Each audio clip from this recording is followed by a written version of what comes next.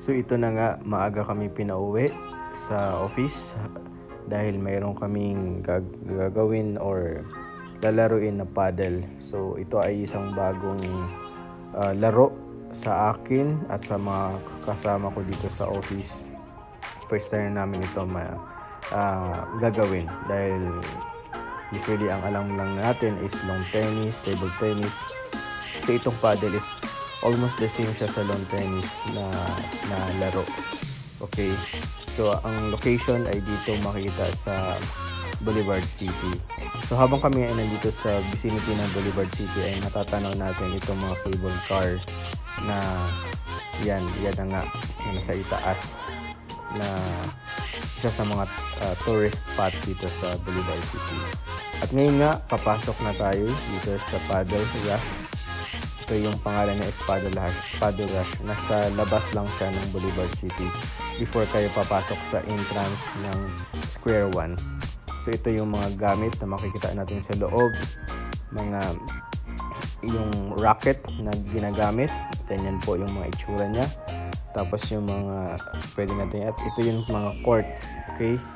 Ito yung court sa loob ng Paddle Rush na ano. So, pwedeng double, pwedeng po single. So, itong mga office mate ko ay nagsisimula na maglaro. Okay, ayan. Kita natin kung paano sila maglaro.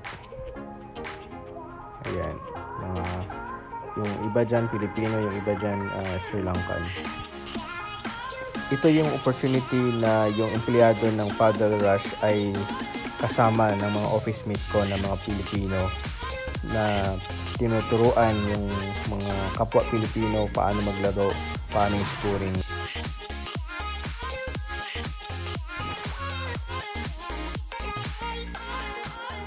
Ito naman guys, yung sa Boulevard City, ito yung nasa loob niya. So may palaruan din sa loob. So ito yung within the vicinity ng ng Paddle Rush. So maraming court. Okay, mga halos office mate ko po ay nag-occupy nitong paddle court nila. So hindi rin natin pwedeng kalimutan na mag-selfie tayo. Na makita tayo dito sa video na ito. Papakita ko yung covered court at yung mga Pilipino na naglalaro kasama ng mga empleyado ng paddle.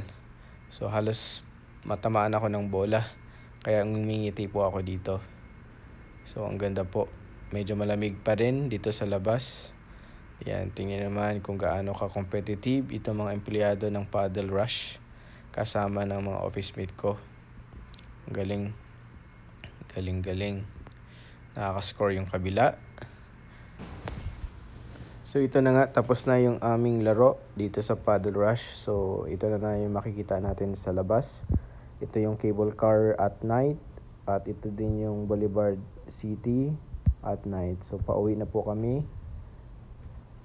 Makikisakay po ako sa office mate ko na kapitbahay ko lang dito sa tinitirahan ko. So ang ganda ng location. Ang ganda ng Boulevard City, napakaliwanag. So yan po yung New York, US.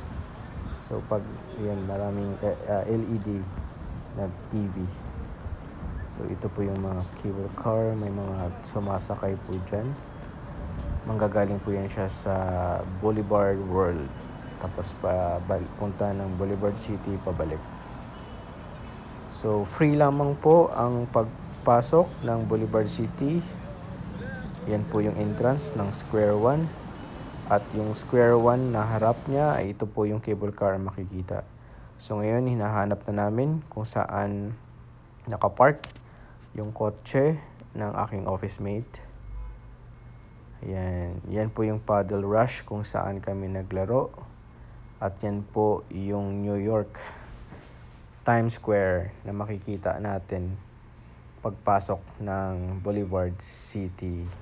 Sa aming pag-uwi ay matatanaw natin yung King Abdullah Financial District, yung mga building na malalaki, okay, na umiilaw, at matatanaw din natin na kung gaano ka-traffic sa pag-uwi. Kaya keep safe po drive slowly lamang po. See you mga kabayan.